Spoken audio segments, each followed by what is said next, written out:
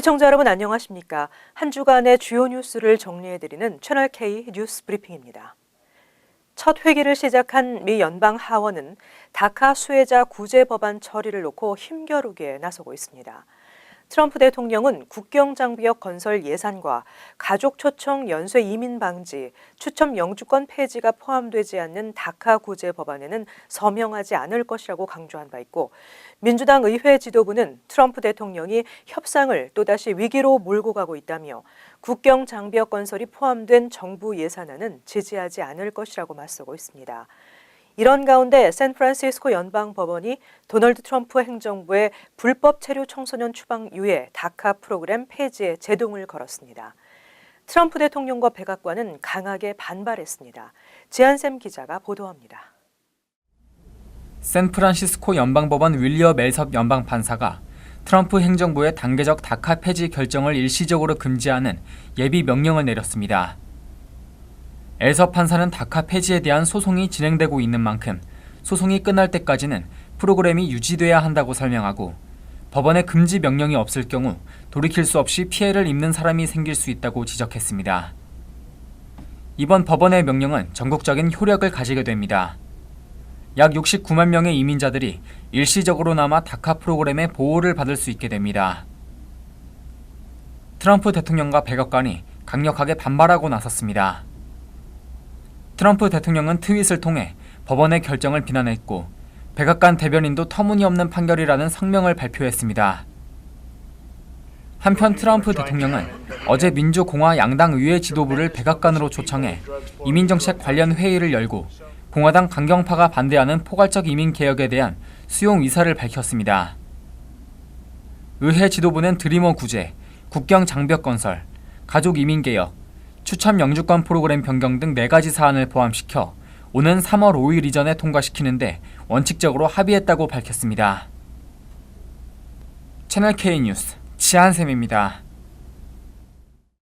비이민 비자 한인들의 미 입국이 폭발적으로 증가하면서 사상 최초로 200만 명을 돌파했습니다. 비자 면제 프로그램, 생활 수준 향상 등이 요인으로 나타났습니다. 2016 회계년도 비이민 비자 신분으로 미국에 입국한 한국인이 총 219만 1,485명으로 집계됐습니다. 전년 동기 194만 6,887명보다 12% 증가한 규모입니다. 한국인 미 입국자 수는 2005년 이전까지 연 80만 명 수준을 이어왔습니다. 2007년 처음으로 100만 명을 돌파했지만 2008년 금융위기를 겪으며 다시 90만 명대로 떨어졌다가 2010년부터 매년 10% 안팎의 상승세를 이어가고 있습니다.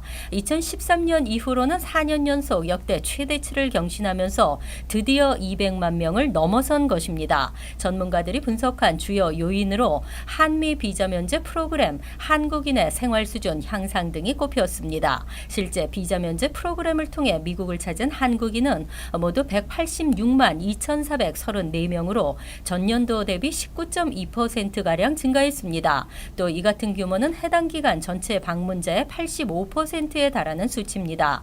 학생 비자 입국자는 2015년 11만 2,221명에서 12만 8,687명으로 14.6% 늘었으며, 취업 비자 소지자도 12,596명에서 12,749명으로 증가했습니다. 반면 방문 비자, 투자 비자, 교환 비자 입국자는 감소한 것으로 나타났습니다. H-1B 소지자의 6년 기간 초과 후 연장 불허 계획이 철회될 것으로 알려졌습니다. H-1B 비자 소지자는 현행대로 3년 기한에 한 번 연장 가능하고 6년 후에는 1년씩 연장할 수 있습니다. 9일 USCIS는 트럼프 행정부는 합법적인 H-1B 비자 소지자들이 미국을 떠나야 하는 방안은 검토하지 않고 있다고 밝혔습니다. 앞서 정치 전문 매체 맥클레치 DC는 트럼프 행정부가 전문직 취업 비자 규정을 강화하면서 USCIS는 H-1B 비자 소지자들이 6년 기한을 초과했을 때 연장할 수 있는 규정의 폐지를 검토하고 있다고 보도했습니다. 이렇게 되면 H-1B 소지자들이 다른 비자로 바꾸거나 영주권 취득 절차를 마치지 못한 채 미국을 떠나야 하는 사태가 발생할 수 있어 우려됐었습니다. 이민단체들이 강하게 반발했고 이에 트럼프 행정부가 한 발 물러선 것으로 풀이됩니다. H-1B 6년 연장이 다시 가능해짐에 따라 3년 기한 H-1B는 한 차례 연장돼 6년이 허용되고 이후에도 영주권 신청서가 계류 중이거나 취업이민 청원서가 승인된 경우 1년씩 연장할 수 있게 됐습니다. 그리고 합법적인 취업도 가능합니다. 직장을 그만두거나 비자 기한 만료로 미국을 떠나야 하는 우려에서 벗어났습니다. 간호사를 제외한 전문직 취업 비자인 H-1B는 매년 석사와 박사 2만 명, 학사 6,500명에게 비자를 발급합니다. 트럼프 행정부 이후 이민자 관련 각종 규정과 법률들이 강화되고 있습니다. 공항 입국 심사도 한층 까다로워졌습니다. 휴대폰이나 랩탑의 정밀 검색이 60%나 급증했습니다. 연방세관 국경보호국이 입국자의 휴대전화, 랩탑 등을 정밀 검색하는 과정이 2017 회계년도 총 3만 200회에 달하는 것으로 나타났습니다. 이전 회계년도와 비교해 60%나 급증한 것입니다. 이는 탑승하기 전 휴대 수화물 엑스레이 검색대 통과와는 다른 차원입니다. 세관 당국은 이 같은 기록적인 횟수 증가에 대해 정책적 명령에 따른 것은 아니라면서도 보안상 관련된 정보를 파악할 필요가 그만큼 커졌기 때문이라고 설명했습니다. 하지만 테러와 관계없는 문자 메시지나 컴퓨터 저장 파일까지 검사하고 카카오톡 메시지까지 검사해 입국을 거부하는 일이 발생하고 있습니다. 외장 하드에 아동 포르노를 저장해놨다 덜미가 잡히면서 현지에서 체포, 실형까지 받는 일도 있었습니다. 새로운 현행 입국 가이드라인에 의하면 세관 당국은 조사가 필요하다고 분류된 여행자들의 전자기기 암호를 해제해 정보를 파악할 수 있습니다.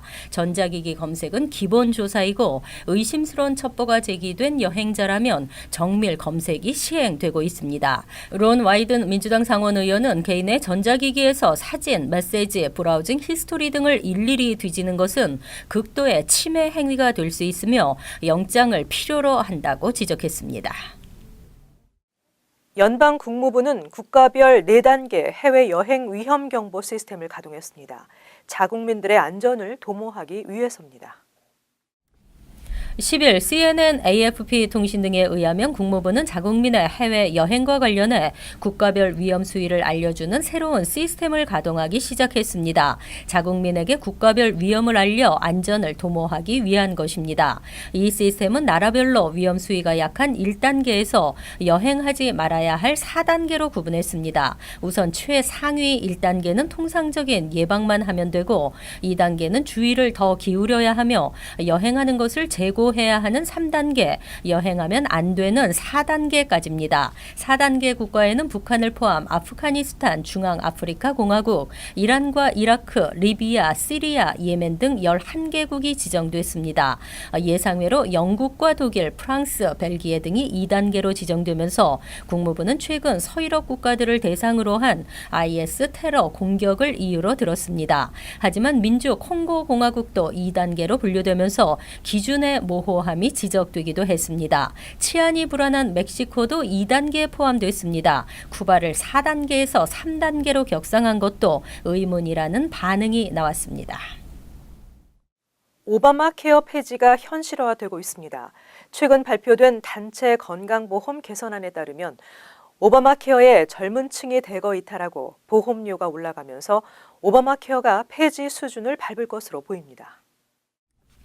단체 건강보험 플랜 개정안이 사실상 확정된 것으로 알려졌습니다. 4일 연방노동부는 소기업 근로자나 개인 가입자들의 공동구매 형태의 새로운 단체 건강보험 플랜 개선안을 연방 관보에 게재했습니다. 업주들이 지역과 직종 등을 기준으로 그룹을 조직해 함께 보험을 구입할 수 있도록 하는 내용으로 오바마 케어가 규정한 필수 요건을 포함시키지 않았으며 보험 선택의 기회를 높일 수 있도록 조정했습니다. 보험 커버 범위는 줄었지만 보험료는 크게 낮아져 젊은 층의 가입을 유도했습니다. 젊고 건강한 사람들이 대거 현행 오바마케어 보험 상품에서 저가의 보험으로 갈아탈 전망입니다. 이렇게 되면 기존 건강보험 거래소에는 노인이나 환자들만 남게 되고 보험료는 급등합니다. 사실상 오바마케어가 무력화될 수 있습니다. 노동부는 공동구매를 통해 업주들은 직원 보험 제공을 위한 행정 비용을 줄일 수 있을 것으로 예상된다고 밝혔습니다.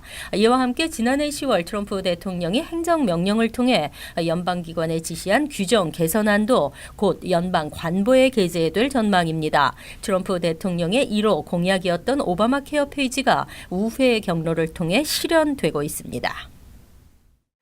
뉴저지 팰리세이드 파크 타운, 올해 치러지는 선거도 기대가 되는데요.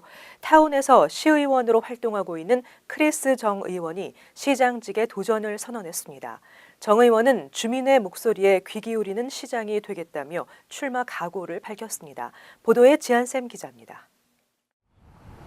한인 인구가 타운 전체 인구의 절반을 넘어섰고 타운 상권의 대부분을 한인이 차지하고 있는 뉴저지 최대 한인타운 팰리세이드 파크의 시장에 한인 정치인이 출사표를 던졌습니다.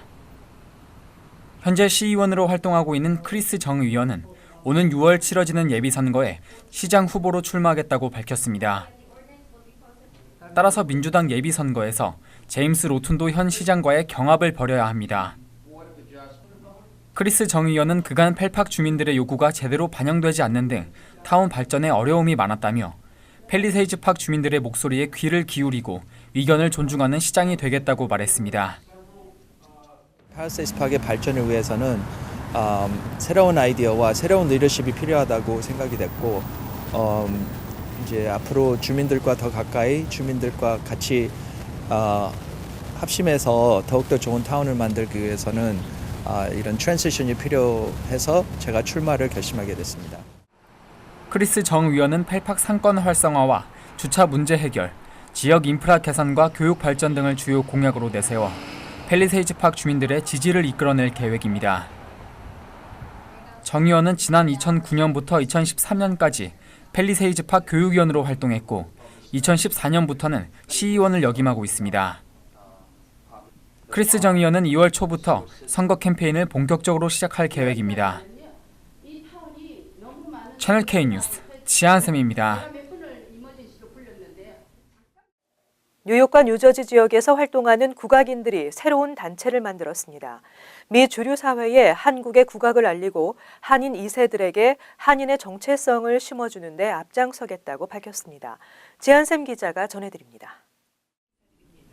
그동안 한국국악협회 미 동부 지부로 활동하던 국악인들이 새로운 단체 미 동부 국악협회로 새 출발합니다.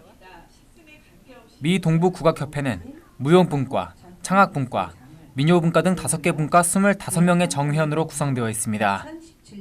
좀 더 발전된 국악을 보여줌으로써 그 1.5세 2세들이 자부심을 갖고 계속 국악을 배울 수 있게 또 저희들이 매주 모여서 우리 선생들이 연구하고 또 우리들이 스스로 많이 노력을 하고 있습니다. 국악협회는 매주 한 차례 정기 모임을 갖고 회원들의 기량 향상을 위한 연구 활동을 하고 있으며 회원 상호 방문 등 한국과의 교류도 활발히 할 계획입니다. 또 한국의 국악 명인들을 초청해서 회원들과 함께 무대에 오르는 명인 열전도 이어갈 계획입니다.